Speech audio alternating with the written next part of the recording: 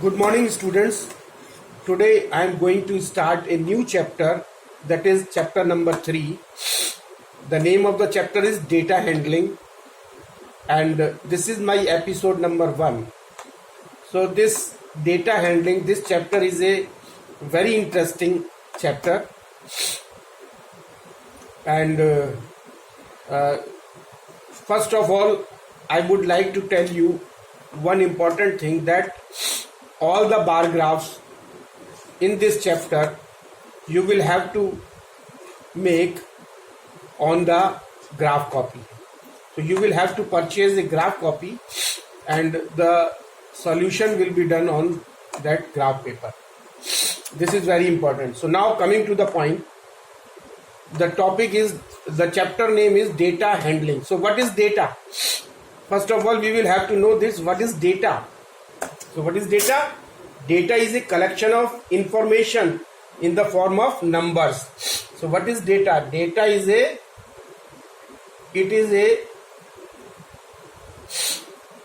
collection. It is a collection of informations. Data किसे कहते हैं? ये कलेक्शन ऑफ इंफॉर्मेशंस है. कलेक्शन ऑफ इंफॉर्मेशंस, और किस फॉर्म में? इन the form of numbers. So this is data, and the other is data handling. So what is data handling? और data handling क्या है?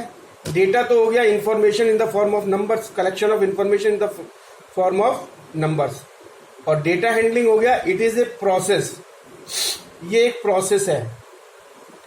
It is a process of क्या क्या चीज है? जिसमें कलेक्शन ऑफ डेटा होता है, collection of data.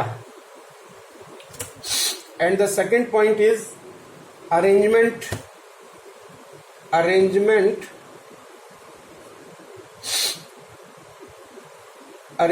of data in the form of table. एक टेबल बनाते हैं, जो डेटा हमको मिलते हैं उससे हम टेबल बनाते हैं. टैली चार्ट और फ्रीक्वेंसी डिस्ट्रीब्यूशन टेबल, जिसको फ्रीक्वेंसी डिस्ट्रीब्यूशन टेबल बोलते हैं.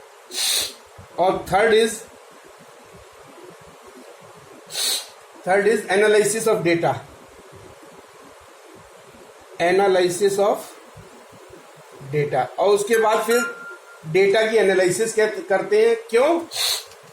To reach to at a certain conclusion. To reach at a certain conclusion.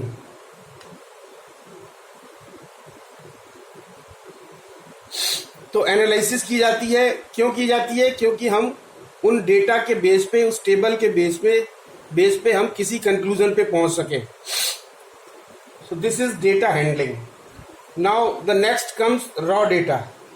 What is raw data? Raw data क्या होता है?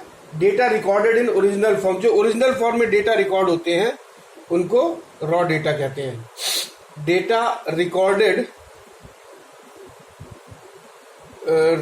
इन ओरिजिनल फॉर्म. जो डेटा हम कलेक्ट करते हैं ओरिजिनल फॉर्म में,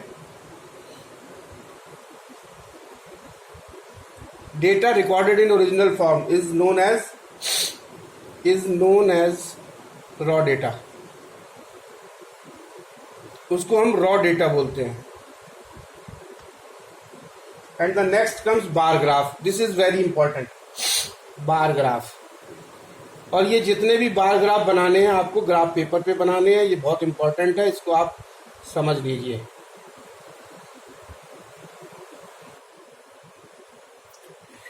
सो next is bar graph. So what is bar graph? This is very important point. Bar graph जो है वो, बार graph is a pictorial representation of numerical data in the form of rectangles or bars in equal width and varying heights. तो ये जो bar graph है ये एक pictorial representation है. This is a pictorial representation किसका, न्यूमेरिकल डेटा का। और किस फॉर्म में, जो बार ग्राफ होता है ये रेक्टेंगल्स के फॉर्म में होता है, या जिसको हम बार्स बोलते हैं। ये बहुत इंपॉर्टेंट पॉइंट है, आप नोट कर लीजिए। ये बार ग्राफ जो है वो रेक्टेंगल्स के फॉर्म में होता है और बार्स के फॉर्म में होता है। और रेक्टेंगल्स कैसे होते हैं, जिनकी विड्थ जो है वो इक्वल होती है।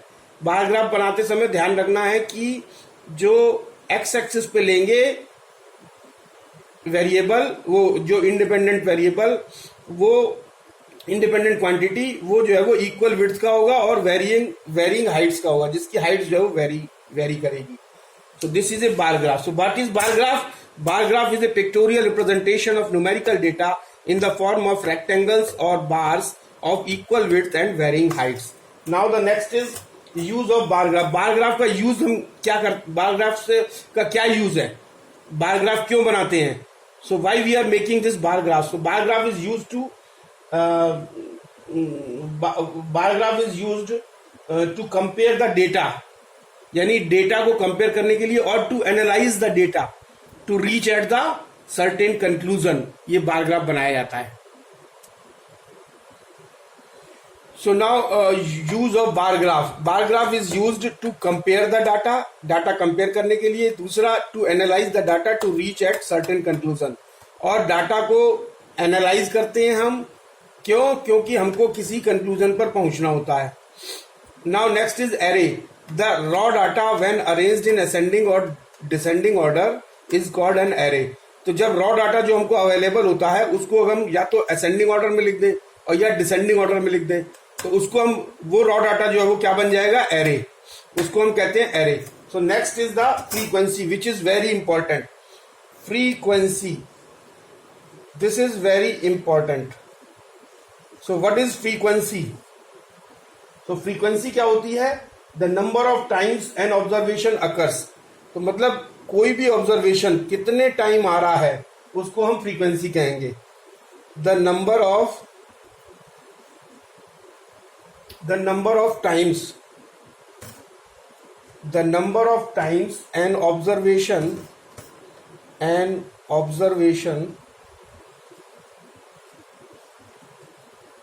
एन ऑब्जर्वेशन अकर्स, यानी नंबर ऑफ टाइम्स जो है वो कितने नंबर ऑफ टाइम्स कोई ऑब्जर्वेशन अकर कर रहा है इन द डेटा, उसको हम क्या कहेंगे, फ्रीक्वेंसी।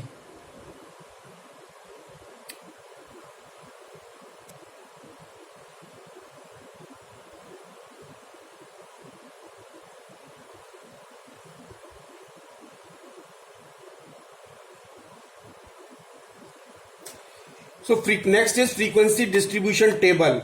तो फ्रीक्वेंसी डिस्ट्रीब्यूशन और टेबल, यानी अगर फ्रीक्वेंसी को जो, यानी अगर हम if we represent the data in the form of table, अगर हम जो फ्रीक्वेंसी है, मतलब किसी टेबल के जो डेटा हमारे पास अवेलेबल है, जो ऑब्जर्वेशन हमारे पास अवेलेबल है, उसको अगर हम टेबल फॉर्म में बना दें, so this table is known as the frequency distribution table. तो फ्रीक्वेंसी किसकी होगी, ऑब्जर्वेशन की। So the number of times an observation occurs in the data is called the frequency of the observation. Frequency किसकी, observation की। जो data हमको available है वो ऑब्जर्वेशंस के अवेलेबल है, and the frequency distribution table, और जो अगर हम इन डेटा को, जो डेटा हमको अवेलेबल है उसको किसी टेबल फॉर्म में रख दें, तो उस टेबल को हम कहेंगे frequency distribution table. So now frequency, we will understand this frequency distribution table with an example. Suppose working hours, जो workers हैं कुछ, वो किसी काम को कर रहे हैं, उनके working hours हैं 6, 7, 8, 9, 10। तो 6 hours काम करने वाले workers की अगर देखेंगे हम कि कितनी संख्या है, तो that is 2, 1 and 2। We will tally mark को मार्क करते हैं हम ऐसे स्ट्रेट लाइन से, तो 1, 2 और 7 जो वर्किंग आवर्स, जो वर्कर्स 7 आवर्स वर्क करते हैं उनकी संख्या है 5। तो 1, 2, 3, 4 और 5th वाले को हम ऐसे क्रॉस कर देते हैं। सो ये जो है वो हमको काउंट करने में इजी हो जाएगा। So we will write over here as 5 and 8, 1, 2, 3, 4, 5 and 1, 2, 3, 4, 5, 10।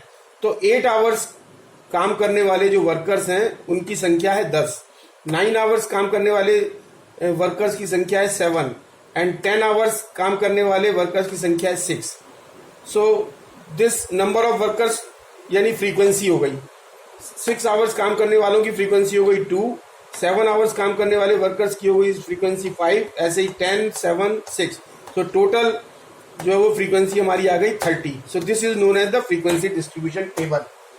And now construction of a bar graph. अब बार ग्राफ को कैसे कंस्ट्रक्ट करते हैं, we will understand how the bar graph is constructed. Now construction of a bar graph. अब bar graph को कैसे construct करते हैं. So please focus on the steps taken to construct the bar graph. So step 1 is draw a vertical line. सबसे पहले क्या करेंगे, draw a vertical line. Draw a vertical line. और वर्टिकल लाइन को हम क्या बोलते हैं, Y axis. Y axis. Draw a vertical line Y axis and a horizontal line and a horizontal line. और जो हॉरिजॉन्टल लाइन है उसको क्या कहते हैं,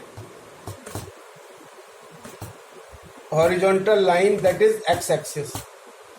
तो सबसे पहले ग्राफ पेपर पे एक वर्टिकल लाइन खींचेंगे जिसको हम वाई एक्सिस का नाम देंगे, एक हॉरिजॉन्टल लाइन खींचेंगे जिसको हम एक्स एक्सिस का नाम देंगे. और स्टेप 2 हमारा होगा, स्टेप 2 पे हम लोग take the category of the data.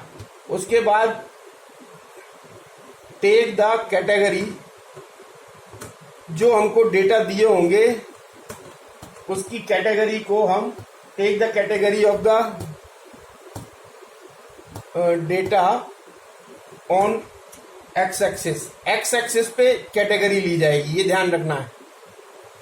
We will keep in mind that always we take the category of the data on the X axis with equal width.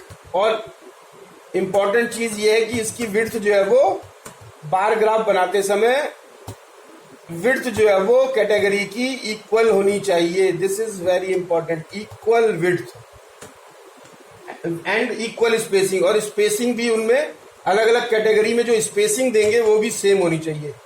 Equal spacing. Now step 3. तो बार graph को बनाने के लिए third step क्या होगा, take the value of the category. और जो category की जो वैल्यू दी होगी, there are 2 things. One is the category which is given in the data and the second is the value of the category. It is also given in the data. So category will be taken on the x axis and the value of the category will be taken on the y axis. And take the value of the category. Take the value of the category. Take the value of the category on y axis. On y axis. अब इसमें एक चीज और important है, by taking and suitable scale.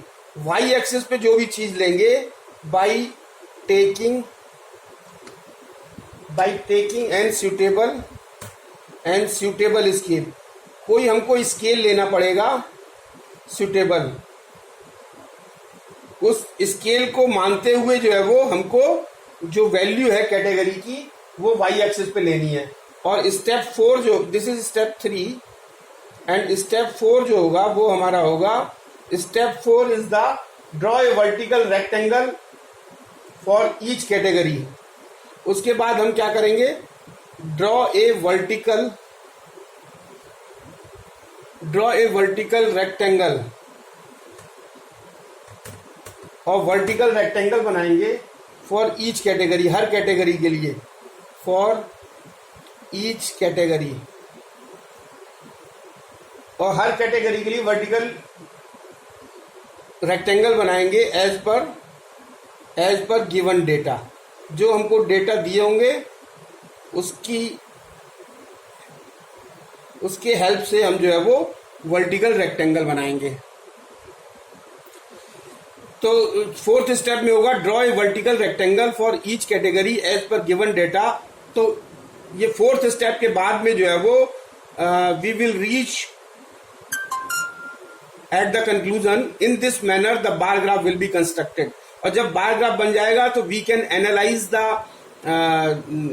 Bar graph and we can make use of this bar graph by to reach out at a certain conclusions or to analyze the data. So now this is all about the bar graph. Now coming to the double bar graph. This is a single bar graph.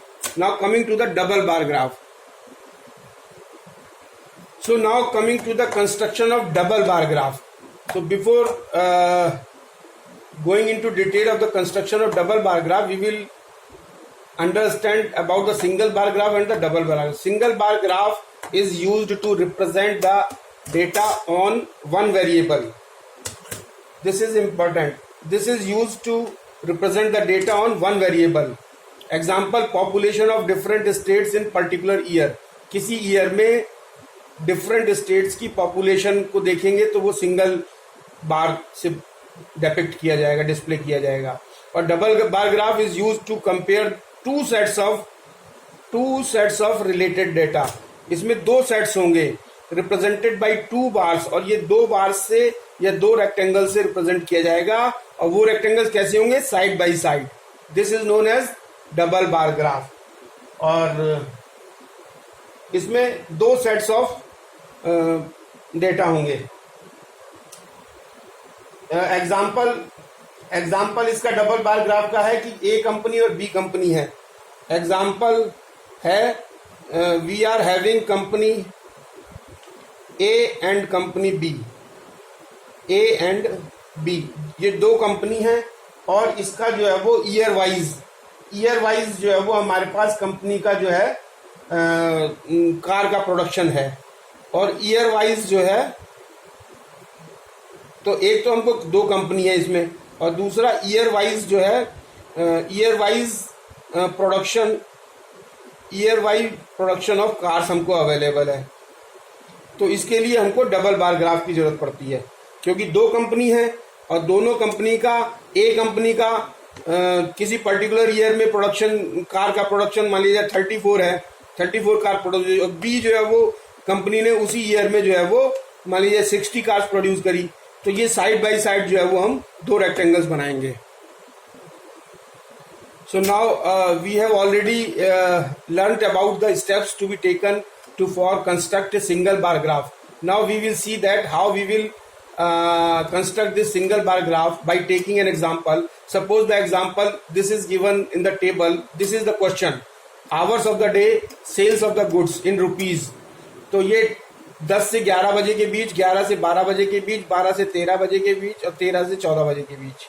Means 10 to 11, 11 to 12, 12 to 13, 13 to 14 hours में।